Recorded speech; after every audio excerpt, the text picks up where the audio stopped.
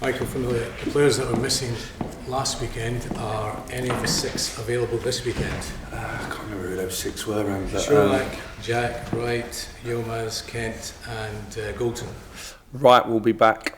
Young Lowry also is on that injured list, has not returned to training yet. Will return to light training tomorrow, but I'm expecting Scott Wright back yet. He's the only one out of 6? Yeah. So in terms of the other 5, who, if any, would you expect to be fit for next weekend? Connor and Ryan Kent will make next weekend. Tony will be touch and go. Okay. Just give us your thoughts ahead of this fixture. Of course, you got that win up there right at the end. Yeah, we remembered for Scott Arfield, wouldn't it? And the last couple of minutes, and Scotty gives us a reminder last week of that as well, arriving late in the box, and he's made his career on that. Listen, the games against Aberdeen, certainly up at Pittodrie, are always feisty. I think Barry's gone in at a difficult time and done really well, and now all of a sudden they find themselves probably where they wanted to be at the start of the season. They're in 3rd place, and that European place it seems that it's in their hands now. Obviously, with 6 league games to go, they'll want to end strongly. Barry's been behind the scenes at the club for a long time. He knows the squad, he knows the club inside out. I think it will be a good game, 2nd versus 3rd. We seem to, every away game at the moment, be going to the informed team when we go away, but our away form's been really strong. I'm looking forward to the trip, and I think it'll be a good game. You obviously have got another player still missing, but you're still minded to rest other players for this game with the semi-final around the corner? No. We'll play the strongest team that's available this weekend for this game, how we want to play. I'm not a massive believer in that, is 7 or 8 days between the games. I think we have, in general, momentum. Over the last number of games, we've played well, we've scored goals, and I just want to continue with that for the moment. Graham Shinney won't be available for Aberdeen. First, I want to just get your take on the challenge itself. What did you make of it? Not seen the challenge. I'm not going to pull away from that. I haven't seen the challenge, but what I would say is that I don't like this idea that you ask a question and then you get more. The ban's the ban. You're allowed to ask the question. I don't think you should be penalised more for asking a question. That seems a little bit harsh to me. I wouldn't want that for one of my players, for example. Graham's a committed player. He plays in the middle of midfield and he has to make tackles and go for challenges. As I say, I haven't seen it, but either way, if you appeal, it's okay, you're asking a question. You shouldn't get penalised more. I think we need to look at that. Would this rule deter you from making an appeal? Should one of your players get a red card? I just think it's like we don't want people to appeal. We're okay to ask a question. The only thing I would say, VAR, we moan about what it does and doesn't do for us. I think that we've seen less reckless tackles since VAR has come back in. We should have less controversy, really, because everyone can see the thing back and the referees get the second opinion from the side, obviously from the guy behind the VAR monitor. So I just feel in this situation, I didn't see it, I didn't see the incident, but I'm thinking, well, if you appeal, the ban should either be the ban or it gets reduced. I don't see how it should be increased. I think we're setting a dangerous precedence there. Given your views on the kind of frivolity rule, the clubs have the opportunity to change the rules. They can vote for a change. Is that something you think Rangers might wish to consider? Well, I just think, like, if your player's sent off and you wish to appeal and it's contentious, otherwise I don't think you would appeal. There must have been a debate over it within the media. Aberdeen wouldn't have made it up from anywhere that they thought that they could go for it. I don't think that I just don't believe that it should be increased. And that's not, I'm talking about a player from another club. I'm the Rangers manager, I want to talk about Rangers, but if I was in that situation and it was clear there was maybe a decision to be made, as long as we ask a question, I don't think we should be punished for asking a question. Just on that, in terms of officiating, Todd was just in there and he thought his bookings have been harsh this season. Is that something you just had to tell him, got to be wary of here? I didn't know Todd Cantwell could get bookings when he played for Norwich, so that's a nice surprise that he's used to the Scottish game and stuff like that. I can't remember too many of Todd's bookings, so I don't want to go down that route. As I say, just in general with the referees, since I've come back in the league, I've been quite pleased with things, and there's been an open dialogue between us and Crawford, which I think's been really positive. And something I wasn't aware of when I was an assistant. So as a manager, I've been really positive on that. you've asked me a question on the Shinnie one. If I appealed something, should my player get more? Well, it's the club that appealed, so I think that's harsh. In terms of, Todd actually said there's a noticeable difference between referees in England than up here. As a manager, have you found a difference?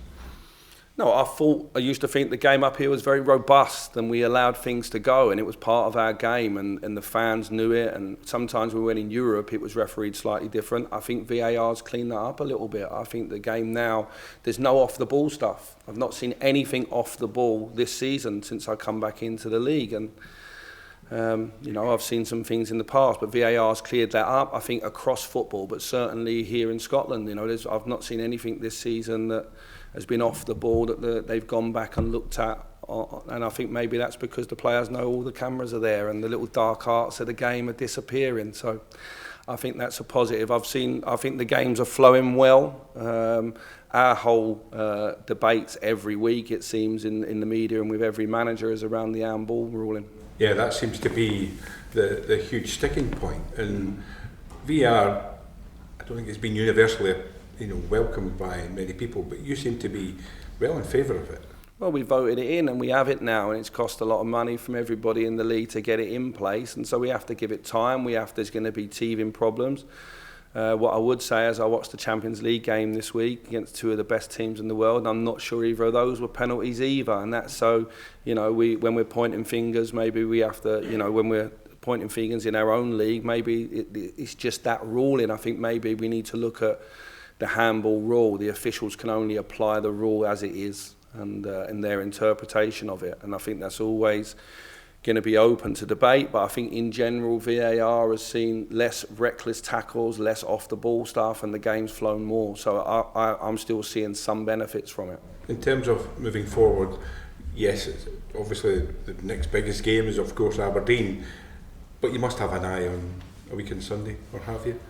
No, of course. The first game is this one this weekend, and it's a very dangerous game for us because Aberdeen are in a good place and we're going up there, and they've played us twice since I come back in. It's the third game against them. It'll be the 23rd game, and I've played them 3 times. The games have been very, very close, so they'll be buoyant, and we're going up there. So my first focus is that, and then from the moment the game ends, I'll look to next week. It's a dangerous thing looking ahead too far, but of course we know it's in the background. It's impossible to be sat here with all you guys and not know. In terms of yourself, was there a social media post this week in Rome?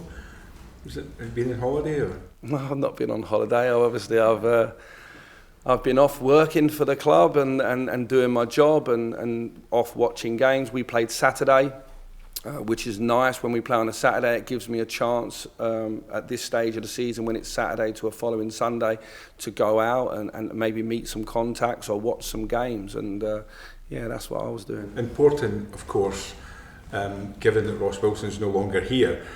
How much more has that added to your workload in terms of looking at players and in the scouting system? No, like 2 things. Looking at players every minute of every day since I come in November. It's what I love to do. I love recruitment. I like looking at new players. I want to be excited coming in. I've said to you since the very first interview that there will be change. And you ask me every time I sit here and every week I say, yeah, there will be change. We're getting closer to that. I've been heavily involved.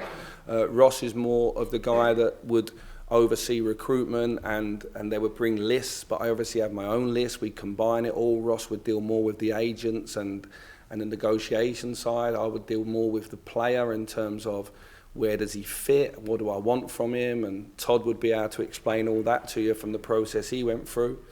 Okay, so Ross is not here. I have someone else doing the negotiation part, and I go on the road and meet the players as I've always done. So I'm a little bit more busy, maybe 10%, but we've got really good infrastructure and really good staff here. So Ross leaving is not as big as maybe 1 or 2 would make out. Do you see that as a key part of your role, though, to physically actually go and see players? 100%. 100%. We're in an age where data and statistics are thrown at you, but that's not really the game. You have to get under your eyes first. and then the stats have to back it up. And for me, you have to sit in a room with a player and he has to tell you why he wants to come to Rangers, how he wants to fit. He wants to understand completely his role when he comes in, and you know, if you're signing a player in the same position as somebody else, they want to ask the question if they're going to start or not, and all of that has to take place for me face to face. That doesn't mean that you don't have meetings prior to that, whether over the phone or via Zoom, but the most important thing is you're investing in people and they're investing in you. And those relationships are really important. For me, the relationship and feeling is massive. You know, the relationship you have with people, the feeling you have for the club you're going into, and the way that you play football and your role in it. And so for me, the manager has to be involved and he has to be at the front of it. So that hasn't changed with Ross leaving. It's just that obviously I'm more the go-to person right now. Are you having any of those meetings and Roma Barca any players well, should we? Oh, I can't tell you that, can I? Like you did say though that you've been speaking to players this week. How would you say those discussions have gone? Really well. I'm really comfortable with where we're going. It's early in the window. Window shuts on the 1st of September, so it's a long window. It's clear that we want to have most of our work done early. When we've done that in the past, it's always led to a strong pre-season, a strong season. We know at the early part of the season there's European qualification in terms of the Champions League, which is really, really important. So there'll be some new faces on the first day of pre-season, and that's almost your first stage of recruitment to make sure that players are in. And then there's a second phase, which is the player trading that happens between July and September. All of those plans have been written, are in place, and the talks are ongoing. And the players you've spoken to, have they given an indication that they'd like to come? How close are you? Yeah, no, I'm keen. There's one or two things we're not far away from sealing, so I'm really happy. You spoke, Michael, in January about signing players who would would grow at Ibrox and Campbell and Raskin. Presumably are good evidence of why you need to go meet these players and, as you say, get a feeling for their personality, not only what type of player they are. Yeah, listen, if you go and watch Nico Raskin in the stadium at Standard Liège, I've played against him in that stadium as well. It's a tight stadium and the fans are passionate, they're right on the team, they're expected to win. He's under 21 international, there was enough boxes ticked. And with Todd's played in the Premier League and he's played in some really big stadiums, in some big games, and so there was no issue with either of those players. The big thing with those was explaining to them exactly how they would fit into the plans here, making sure that they were excited by that and were going to bring energy into the room, and they have done. They're at the infancy of their Rangers career. They've achieved very little yet other than some good individual performances. Could we ask about Ryan Jack as well? You didn't mention him as a longer issue for him. Don't expect him to be back next weekend. I think Ryan Jack will be 3 or 4 weeks. Michael, Ryan Kent's been heavily linked with Burnley this week. Says discussions have begun according to speculation. Are you able to update us on that and where the club stand with that rumour? I think they're in an embargo at the moment, so whether that's going to be lifted or not, but no, I don't know anything about that. You know, me and Ryan see each other every day. We're fine with where everything's at the moment. There's no news on Ryan's future, and when there is, I'm sure it'll be announced officially. There's going to be a lot of rumours because he's a player out of contract and he's a good player. Are you still confident that you can persuade him to stay here? It's not a matter of persuading. It's a matter of having a conversation and making sure we're on the same page. So it's not a matter of persuading.